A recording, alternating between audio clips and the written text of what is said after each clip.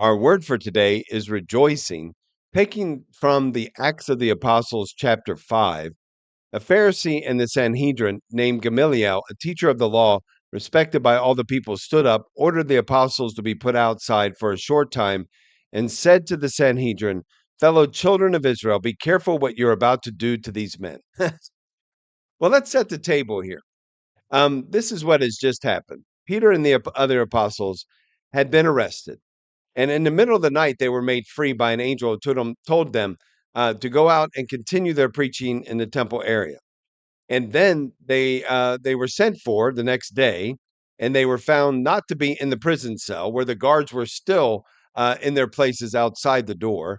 And when they asked where they were, the people said, "Well, they're the men that you arrested are out in the temple area preaching again. The very thing that you arrested them for, they are doing in the temple area." And then they said, the scribes and the Pharisees said, "Go arrest them again, but do it very quietly," because they're afraid now of what the people are going to do. So Gamaliel is saying, "Look, guys, you're in a dangerous situation. We've had other men raised up," and he brings up a couple, Thaddeus and also Judas the Galilean. These guys were raised up, and they had people who followed them. But after they died, everyone disbanded. These guys are followers of Jesus, and now we see that even though Jesus is dead, they're continuing to follow him.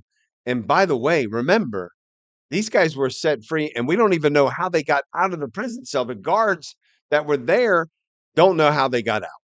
And they were still preaching out in the temple area. They're not afraid of us. They're not in any way distracted by the fact that their leader is now dead.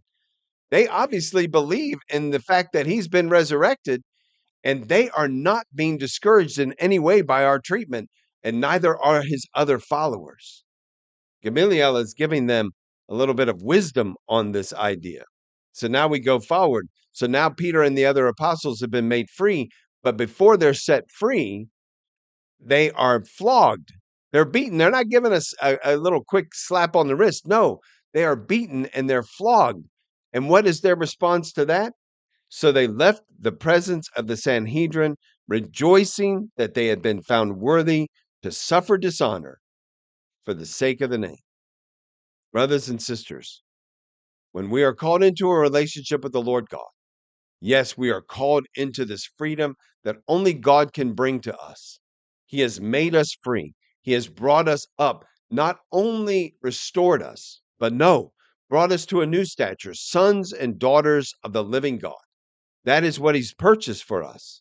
But he has purchased it for us at a very high price. We are made in the image and likeness of God, and we are to behave just as he behaved.